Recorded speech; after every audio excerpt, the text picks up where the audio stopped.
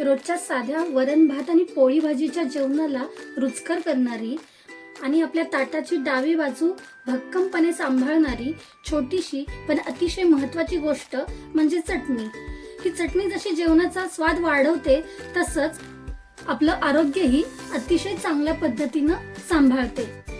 त्यासाठी आज आपण बनवणार आहोत वेगवेगळ्या प्रकारच्या 3 चटण्या. आज आपण ज्या चटण्या तयार करणार आहोत त्यासाठी लागणारे साहित्य आहे: तिळाची चटणी करण्यासाठी हे तीळ, जवसाची चटणी करण्यासाठी जवस आणि कढीपत्त्याची चटणी करण्यासाठी कढीपत्ता.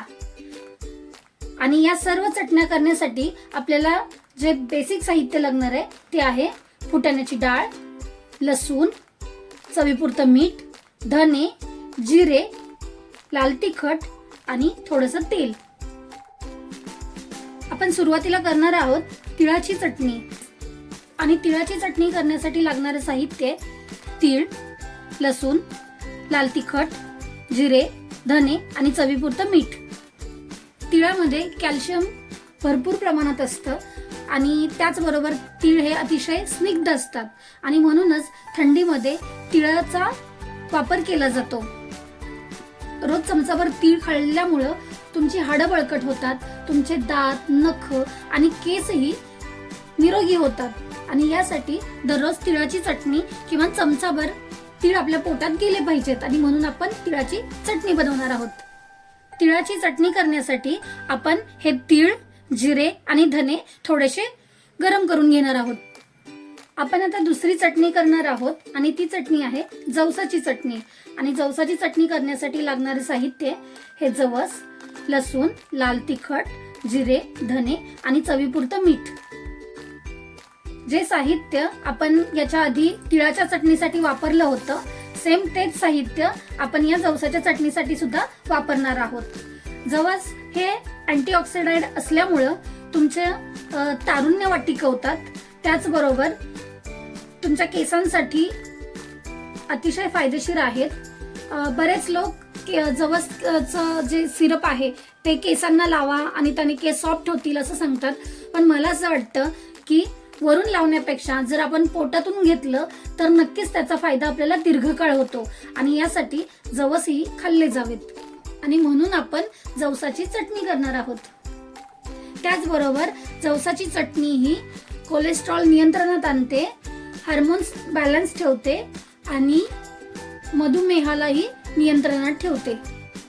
जवसाची चटणी करण्यासाठी आपण आता हे जवस, धने आणि जिरे भाजून घेऊयात. तिसरी महत्वाची आणि चविष्ट चटणी बनवणार आहोत ती म्हणजे कढीपत्त्याची चटणी.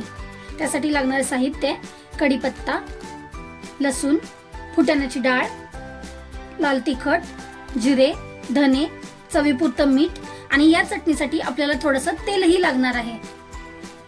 कढीपत्ता तुमची नजर सुधरवतो, केसांना काळे ठेवतो, त्याचबरोबर डायबिटीज ही कंट्रोलमध्ये आणतो. म्हणून आपण कढीपत्त्याची चटणी बनवणार आहोत. साधं वरण भातालाही चविष्ट करणारी ही चटणी तुम्ही नुसत्या भातामध्ये मिक्स करूनही खाऊ शकता. तर कढीपत्त्याची चटणी तयार करण्यासाठी आपण हे धने, जिरे आधी भाजून घेणार आहोत आणि हा कढीपत्ता तेलामध्ये परतून घेणार आहोत. या तिन्ही चटणी बनवण्यासाठी आपण जे जिरे घालणार आहोत, जिरे आणि धने, ते आपण एकत्र भाजणार आहोत. त्यासाठी हे मी साधारणपणे 3 चमचे जिरे घेतलेले आहेत.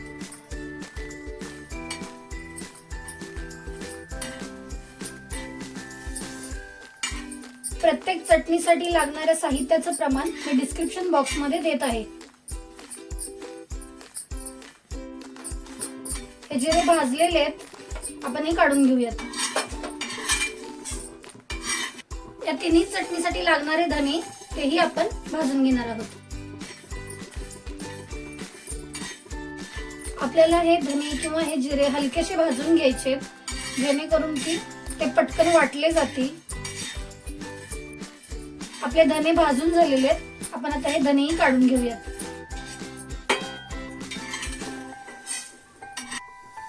तिळाची चटणी करण्यासाठी आपण हे तीळ भाजून घेणार आहोत.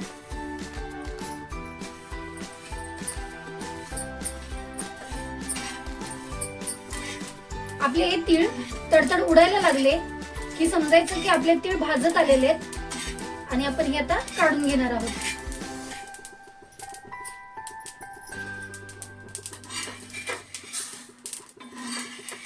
जवसाची चटणी करण्यासाठी आपण हे जवस भाजून घेणार आहोत.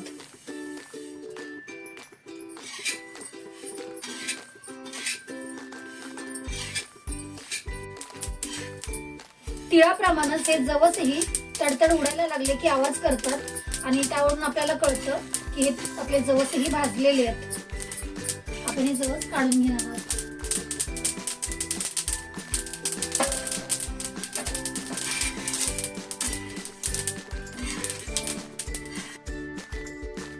कढीपत्त्याची चटणी करण्यासाठी आपण कढीपत्ता थोड्याशा तेलावर कुरकुरीत परतून घेणार आहोत.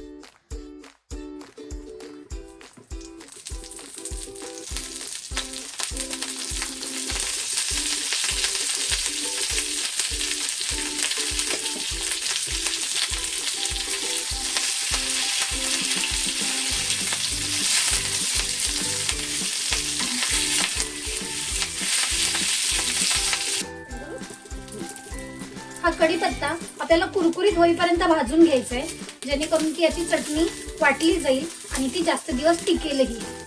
साधा वरण भात जरी कधी असेल आणि त्याच्यासोबत खायला काही नसेल तर आपण हे भातामध्ये मिक्स करून खाऊ शकता, किंवा कधी वरणही नसेल तरी फक्त तेल आणि कढीपत्त्याची चटणी भातामध्ये मिक्स करून तुम्ही पोटभर जेवण करू शकता.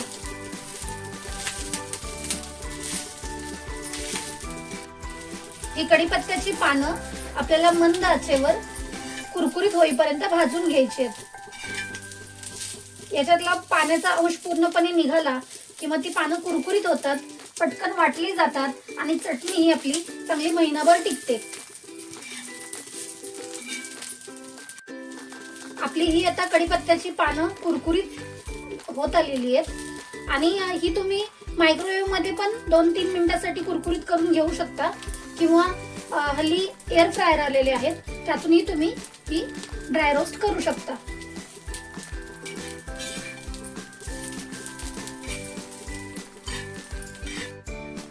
आपली पानं ही आता कुरकुरीत झालेली आहेत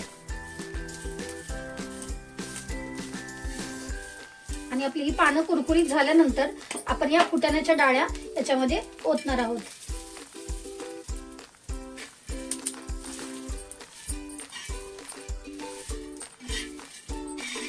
हे फुटाण्याची डाळ ही आपण यामध्ये हलकीशी भाजून घेऊयात.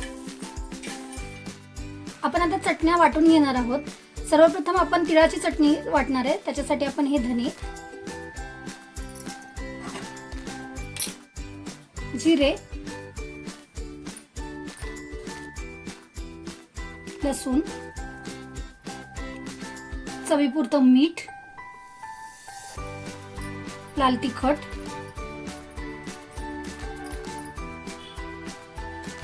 आणि आपले तीळ हे सगळं वाटून घेणार आहोत.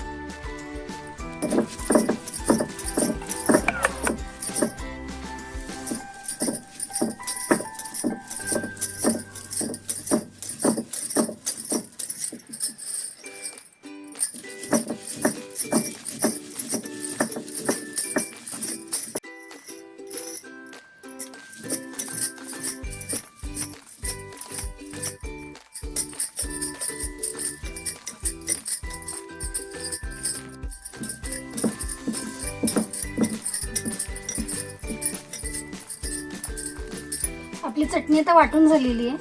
मिक्सर सारखी अगदी बारीक फाईन जरी झाली नसली तरी ही चटणी अतिशय चवीला लागते. ही आता पाट्यावर चटणी वाटलेली असल्यामुळं याचं स्ट्रक्चर हे असं थोडंसं जाडं भरडं आलेलं आहे, पण याची टेस्ट जी आहे ती अतिशय छान येते आणि याचा जो काही अरोमा उठलाय तो अतिशय छान आहे. आपण आता जवसाची चटणी वाटून घेणार आहोत. त्यासाठी आपण हे जवस,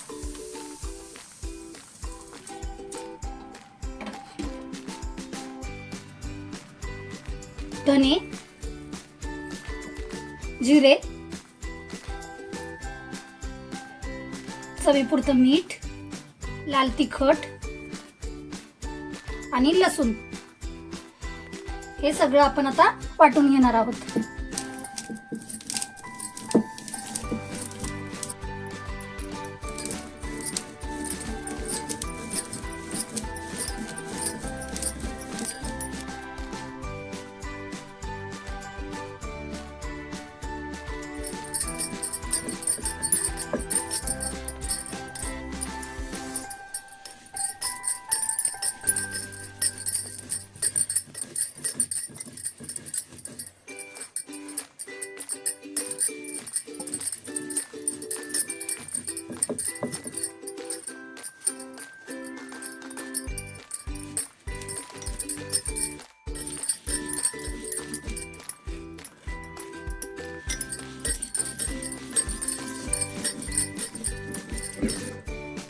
आपली ही जवसाची चटणी आता वाटून तयार आहे.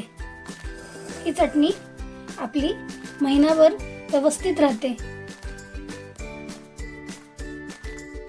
इतर सर्व चटण्यांप्रमाणे कढीपत्त्याची चटणी करतानाही आपण कढीपत्ता, फुटाण्याच्या डाळी, धने, जिरे, लसूण, लाल तिखट आणि मीठ घेऊन वाटणार आहोत.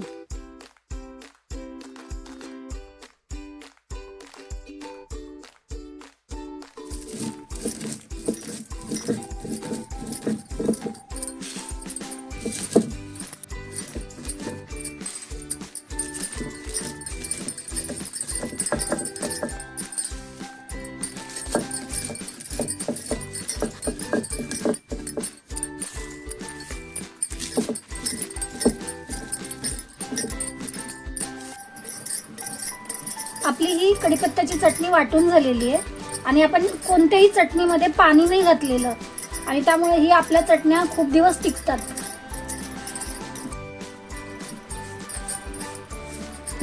भाजी नसेल किंवा वरणही नसेल तर फक्त भातामध्ये तूप आणि ही कढीपत्त्याची चटणी मिक्स करून तुम्ही खाऊ शकता आणि ते अतिशय चवीला छान लागतं.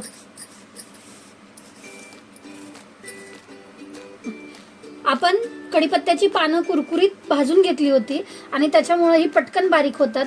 त्याचबरोबर याच्यामध्ये असणारी फुटाण्याची डाळ याच्यामुळे ही चटणी अतिशय चविष्ट होते आणि बारीक वाटली जाते. तयार आहे ही आपली तिळाची चटणी. ही आपली जवसाची चटणी तयार आहे आणि ही आपली कढीपत्त्याची चटणी तयार आहे. आपल्याकडे जर भाजी नसेल तर पोळी सोबत किंवा भाकरी सोबत आपण ही चटणी तेल टाकून खाऊ शकतो. आणि वरण भात खात असताना जर आपल्याकडे वरणच नसेल तर आपण ही कढीपत्त्याची चटणी यामध्ये थोडंसं तेल घालायचं आणि आपण ही भातासोबत खाऊ शकतो.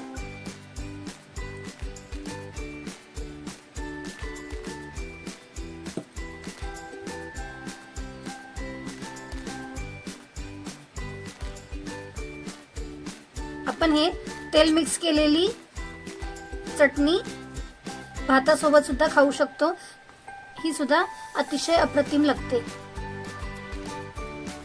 तर चला, हा चटपटीत चटणी भात तुम्ही पटकन खाऊन घ्या आणि अशाच हेल्दी आणि चटपटीत रेसिपींसाठी आपल्या संध्या सिद्धी क्रिएशन या चॅनलला सबस्क्राईब करायला अजिबात विसरू नका. थँक्यू.